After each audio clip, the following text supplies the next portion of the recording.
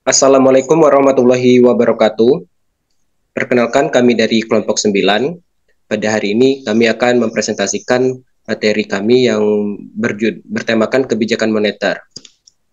Adapun anggota dari kelompok 9 ini yang pertama yaitu saya sendiri, Edwan Ripaldo selaku moderator, lalu ada Amanda Febriani selaku pemateri, lalu ada Dian Soleha selaku pemateri, lalu ada Kania Mayulina Pospos selaku pemateri, dan ada Nacita Rahmania selaku pemateri. Baiklah, pertama-tama adalah kita panjatkan puji dan syukur atas kehadirat Allah Subhanahu wa Ta'ala yang telah memberikan kita rahmat dan hidayahnya sehingga kita dapat berkumpul di ruang Zoom ini untuk membahas materi kebijakan moneter. Yang terhormat kepada Ibu Dr. Anda Siti Fatima MSI, dan yang terhormat kepada Ibu Yuliana FH SPD MPD selaku dosen pengampu pada mata kuliah Teori Ekonomi Makro. Baiklah, langsung saja untuk materi pertama mengenai definisi dan pengertian kebijakan moneter akan dijelaskan oleh Najita.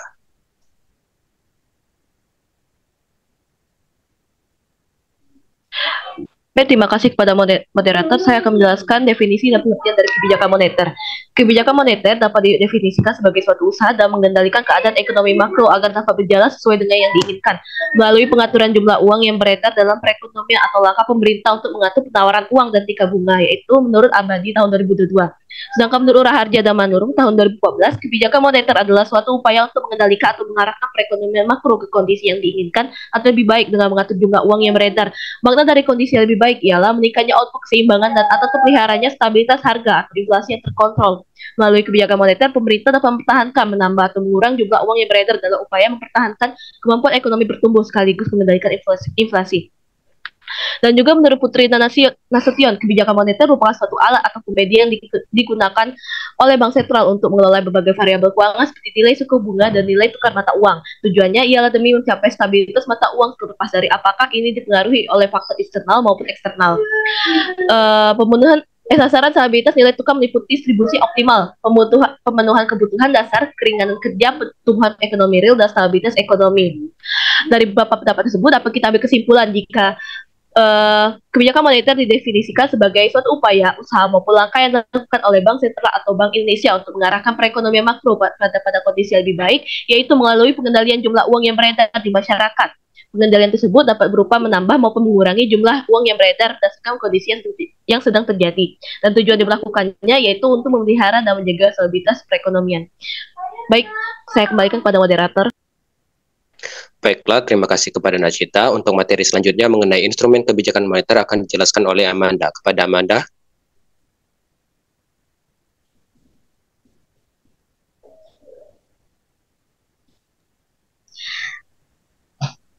Baiklah, saya Amanda Febriani akan memaparkan mengenai instrumen kebijakan moneter. Instrumen kebijakan moneter menurut Himati dan Sari dapat terbagi menjadi beberapa instrumen. Di antaranya ialah operasi pasar terbuka, open market operation, penetapan tingkat diskonto, diskon polis, kebijakan cadangan kas, cash ratio, himbauan moral, moral persuasion, dan kebijakan kredit ketat. Yang pertama, operasi pasar terbuka atau open market operation. Operasi pasar terbuka atau open market operation adalah salah satu kebijakan yang diambil oleh Bank Sentral untuk mengurangi atau menambah jumlah uang yang beredar. Kebijakan ini dilakukan dengan cara menjual sertifikat Bank Indonesia SBI atau membeli surat berharga di pasar modal.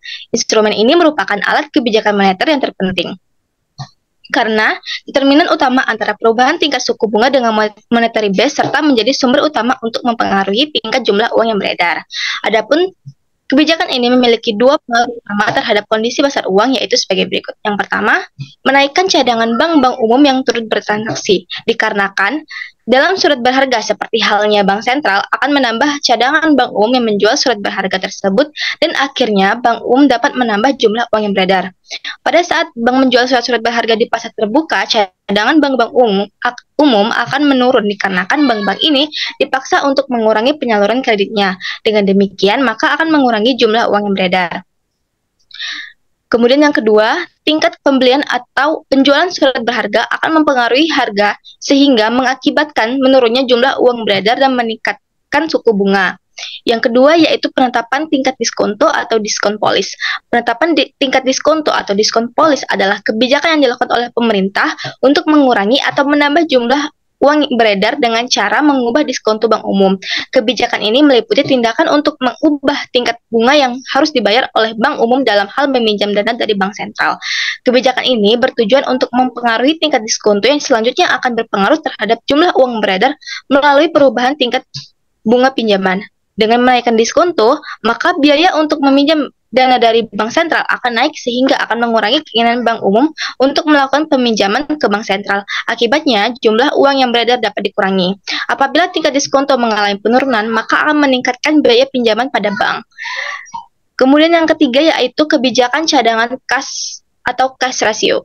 Bank sentral dapat membuat peraturan untuk menaikkan atau menurunkan cadangan kas atau cash ratio. Bank umum menerima uang dari nasabah dalam bentuk giro, tabungan, deposito, sertifikat deposito, dan jenis tabungan lainnya. Kebijakan perubahan cadangan minimum dapat mempengaruhi jumlah uang yang beredar apabila cadangan wajib minimum diturunkan, maka akan mengakibatkan terjadinya peningkatan jumlah deposito dan jumlah uang beredar akan cenderung meningkat. Sebaliknya, apabila cadangan minimum dinaikkan, maka akan mengurangi jumlah deposito sehingga akan menurunkan jumlah uang yang beredar. Rasio cadangan wajib merupakan cara mengatur jumlah uang yang beredar dengan memainkan jumlah dana cadangan perbankan yang harus disimpan pada pemerintah. Mungkin itu saja yang dapat saya sampaikan. Saya kembalikan kepada moderator. Baiklah, untuk poin keempat dan kelima akan saya lanjutkan. Yang keempat ada imbauan moral atau moral persuasion. Imbauan moral atau moral persuasion adalah kebijakan moneter untuk mengatur jumlah uang beredar dengan jalan memberi himbauan kepada pelaku ekonomi, seperti dengan menghimbau perbankan pemberi kredit untuk berhati-hati dalam mengeluarkan kredit untuk mengurangi jumlah uang beredar dan juga menghimbau agar bank meminjam uang lebih banyak ke bank sentral dalam rangka memperbanyak jumlah uang beredar pada perekonomian. Lalu yang kelima ada kebijakan kredit ketat. Selain keempat instrumen tersebut juga ada namanya itu kebijakan kredit ketat, yang dimana kredit tetap ini diberikan oleh bank umum, tetapi pemberiannya itu harus benar-benar didasarkan pada syarat 5C, yaitu character, capability, collateral, capital, dan condition of economy. Dengan kebijakan kredit ketat, jumlah uang yang beredar pada masyarakat dapat diawasi. Langkah kebijakan ini biasa diambil pada saat ekonomi sedang mengalami gejala inflasi. Sedangkan, menurut Mas Rupa pada tahun 2022, instrumen kebijakan moneter itu dapat dibagi menjadi 3 instrumen utama, yang terdiri dari operasi pasar terbuka atau open market operation, fasilitas diskonto atau discount rate, dan kebijakan cadangan minimum atau reserve requirement. Dari ketiga instrumen tersebut, bank sentral atau pemerintah juga dapat melakukan imbauan moral atau moral persuasion. Lalu, menurut Hadi dan Romli pada tahun 2020, instrumen dari kebijakan moneter itu mencakup operasi pasar terbuka, tingkat diskonto, cadangan minimum, dan imbauan moral. Dari ketiga pendapat para ahli tersebut dapat kita kesimpulkan bahwa pada dasarnya itu instrumen kebijakan moneter itu sama saja, yaitu terdiri dari kebijakan operasi pasar terbuka atau open market operation, kebijakan fasilitas diskonto atau discount rate, kebijakan rasio cadangan wajib atau reserve requirement ratio, lalu kebijakan imbauan moral atau moral persuasion, dan kebijakan kredit ketat. Baiklah, untuk materi selanjutnya mengenai kebijakan moneter dan keseimbangan ekonomi, analisis ISLM akan dijelaskan oleh Nachita dan Dian. Kepada Nachita dan Dian, dipersilakan.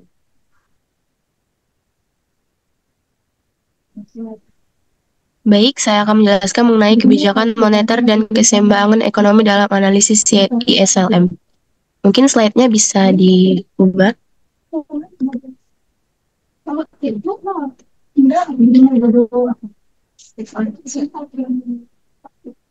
Oke, kebijakan moneter akan dikatakan efektif apabila dapat mengendalikan tingkat output atau harga. Keseimbangan ekonomi melalui analisis ISLM merupakan teori-teori ekonomi yang memadukan antara ide-ide aliran klasik dan Keynes.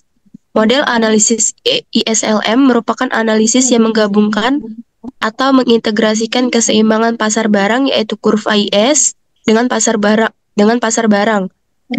uang yaitu kurva LM secara bersamaan dalam suatu perekonomian sehingga dapat diperoleh suatu keseimbangan atau equilibrium.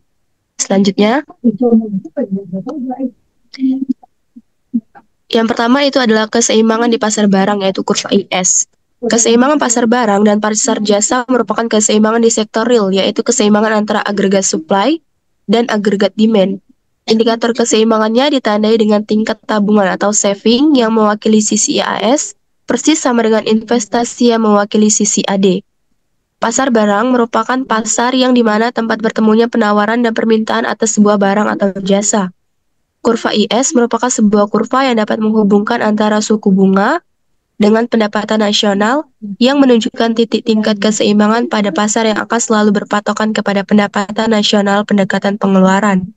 Hanya saja yang membedakannya pada investasi. Keseimbangan pasar barang tercapai apabila penawaran, barang dan jasa telah sama dengan permintaannya. Pada kondisi ini, total produksi sama dengan total pengeluaran. Lalu yang kedua itu keseimbangan di pasar uang atau kurva LM. Menurut teori yang dikemukakan oleh Keynes yang merupakan sebuah pengembangan teori klasik, menyatakan bahwa permintaan uang berdasarkan kepada motif orang yang memegang uang. Teori klasik itu menyatakan bahwasanya pemegang uang merupakan sesuatu yang bertujuan untuk transaksi saja. Keseimbangan pasar uang merupakan kurva yang menghubungkan tingkat sebuah pendapatan nasional kepada berbagai macam kemungkinan dari tingkat bunga yang memelihara keseimbangan pasar uang. Kurva LM didefinisikan sebagai kurva yang menunjukkan hubungan antara pendapatan nasional Y dan berbagai tingkat bunga I yang memungkinkan terjadi pada saat pasar uang dalam keadaan seimbang atau equilibrium. Dalam kurva di gambar ini dapat kita ketahui bahwa kurva penawaran uang itu tidak mengalami perubahan. Lalu, kenaikan income dari Y1 ke Y2 akan menggeser kurva permintaan uang ke atas secara sejajar.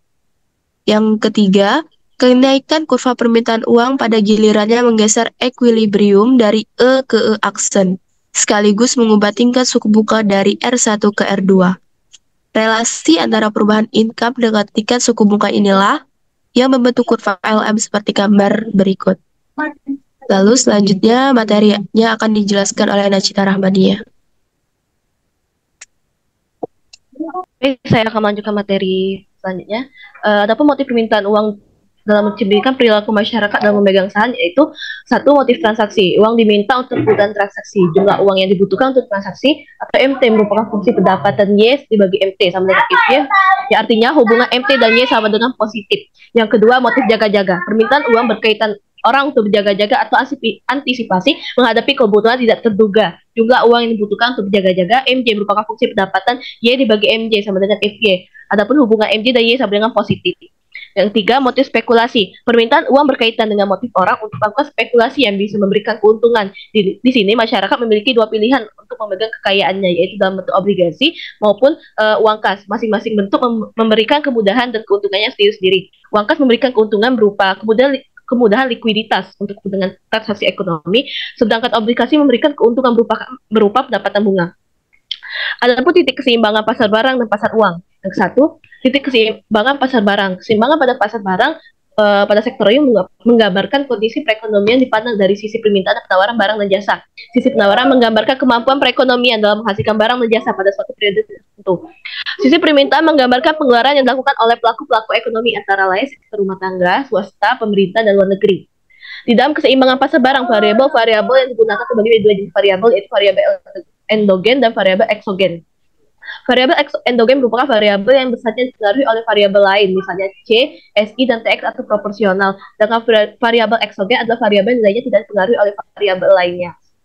Yang kedua, titik keseimbangan pasar uang. Dalam materi tentang keseimbangan pasar uang, maka kita tidak bisa lepas dari pembahasan yang berkaitan dengan permintaan atau MD dan penawaran akan sebuah uang atau MS. Karena pasar uang akan selalu berada di dalam keseimbangan akan uang. Dalam teori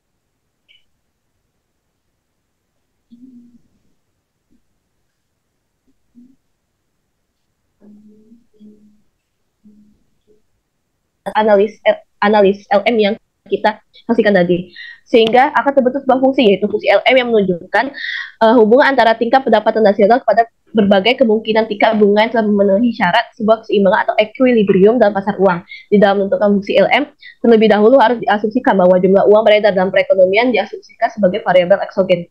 Baik, itu saja materi saya kembalikan pada moderator. Baiklah, untuk materi terakhir mengenai efektivitas kebijakan moneter akan dijelaskan oleh Kania. Kepada Kania dipersilakan. Baik, terima kasih atas kesempatannya. Di sini saya akan menjelaskan materi mengenai efektivitas kebijakan moneter.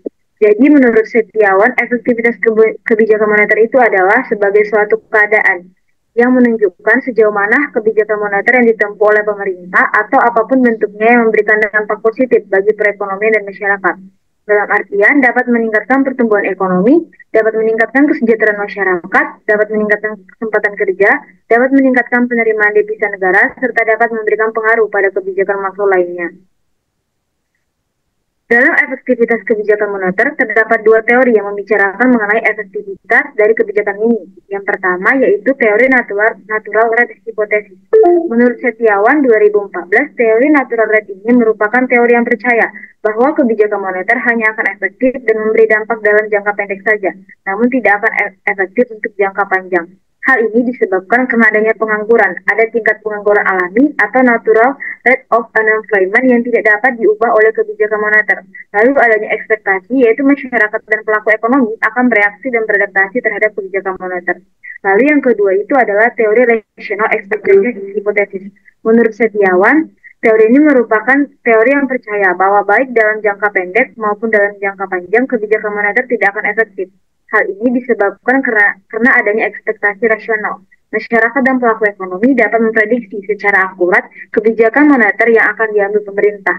Lalu adanya ketidakefektifan, yaitu kebijakan moneter tidak dapat mengubah ekspektasi rasional masyarakat sehingga tidak akan berdampak pada ekonomi. Untuk faktor-faktor yang mempengaruhi efektivitas kebijakan moneter, yang pertama itu adalah adanya laju inflasi.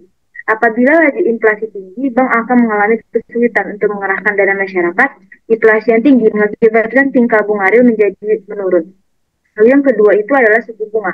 Jika suku bunga tinggi, para pengusaha tidak akan tertarik lagi untuk mengambil kredit. Akibatnya, dana yang sudah terlanjur masuk ke perbankan dengan suku bunga tinggi tersebut tidak dapat tersalurkan dan menimbulkan permasalahan baru bagi perbankan. Pengaruh pada suku kredit adalah suku bunga tinggi membuat pengusaha enggan mengambil kredit. Biaya produksi meningkat sehingga daya saing produk menurun dan kredit macet di bank meningkat. Lalu nilai tukar rupiah. Nilai tukar yang realistis tentu memberi kepastian bagi semua pelaku usaha, termasuk sektor perbankan, dunia usaha, dan masyarakat. Nilai tukar rupiah yang rendah dapat memicu peningkatan permintaan kredit dari dunia usaha. Hal tersebut dilakukan untuk melanjutkan dan meningkatkan produk ekspornya. Dengan begitu tentu akan menguntungkan dunia perbankan. Lalu yang terakhir itu adanya ekspektasi harapan masyarakat. Ekspektasi masyarakat mendapat perhatian besar dalam pelaksanaan kebijakan moneter di Indonesia. Peran faktor ini terhadap tingkat inflasi dan nilai tukar yakni dapat mendorong naiknya harga-harga sehingga akan mengurangi tingkat konsumsi dan daya saing produk dalam negeri yang akan diekspor. Di sisi lain, ekspektasi masyarakat yang negatif terhadap nilai tukar akan berakibat kepada menurunnya kepercayaan masyarakat pada mata uang rupiah. Dengan begitu dapat memicu pengalirnya dana masyarakat ke luar negeri. Demikian materi dari saya serahkan kepada moderator. Baiklah, terima kasih kepada Kania. Mungkin efektivitas kebijakan moneter itu adalah materi terakhir yang dapat kami sampaikan pada materi kebijakan moneter hari ini. Izinkan saya untuk membacakan kesimpulan. Yang pertama itu adalah kebijakan moneter didefinisikan sebagai suatu upaya, usaha maupun langkah yang dilakukan oleh Bank Sentral atau Bank Indonesia untuk mengharapkan perekonomian makro berada pada kondisi yang lebih baik, yaitu melalui pengendalian jumlah uang yang beredar di masyarakat. Pengendalian tersebut baik berupa menambah maupun mengurangi jumlah uang yang beredar berdasarkan kondisi yang sedang terjadi, dan tujuan diberlakukannya pengendalian ini ialah untuk memelihara dan menjaga stabilitas perekonomian. Lalu yang kedua, instrumen dari kebijakan moneter mencakup kebijakan operasi pasar terbuka atau open market operation, kebijakan fasilitas diskonto atau discount rate, kebijakan rasio cadangan wajib atau reserve requirement ratio, dan kebijakan imbauan moral atau moral persuasion, serta kebijakan kredit ketat. Lalu yang ketiga ada kebijakan moneter akan dikatakan efektif apabila dapat mengendalikan tingkat output dan atau harga. Untuk mengevaluasi efektivitas kebijakan moneter, peralatan analisis yang paling sederhana namun komprehensif adalah kurva ISLM. Kurva IS didefinisikan sebagai kurva yang menunjukkan hubungan antara berbagai tingkat bunga atau I dan pendapatan nasional atau Y, yang menunjukkan terjadi pada saat pasar barang dalam keadaan seimbang atau equilibrium. Sedangkan kurva LM didefinisikan sebagai kurva yang menunjukkan hubungan antara pendapatan nasional atau Y dan berbagai tingkat bunga atau I, yang memungkinkan terjadi pada saat pasar uang dalam keadaan seimbang dan atau equilibrium. Lalu yang keempat ada efektivitas kebijakan moneter dapat diartikan sebagai suatu keadaan yang menunjukkan sejauh mana kebijakan moneter yang ditempuh oleh pemerintah, apapun bentuknya, memberi dampak positif bagi perekonomian dan masyarakat yang dipengaruhi oleh laju inflasi yang cukup rendah terkendali, suku bunga pada tingkat yang wajar, nilai tukar rupiah yang realistis, dan ekspektasi atau harapan masyarakat terhadap moneter. Baiklah, mungkin itu saja materi yang dapat kami sampaikan. Apabila terdapat kesalahan dan kekurangan, kami memohon maaf, dan kepada Allah kami memohon ampun. Kami akhiri dengan wabillahi taufik wal hidayah. Wassalamualaikum warahmatullahi wabarakatuh.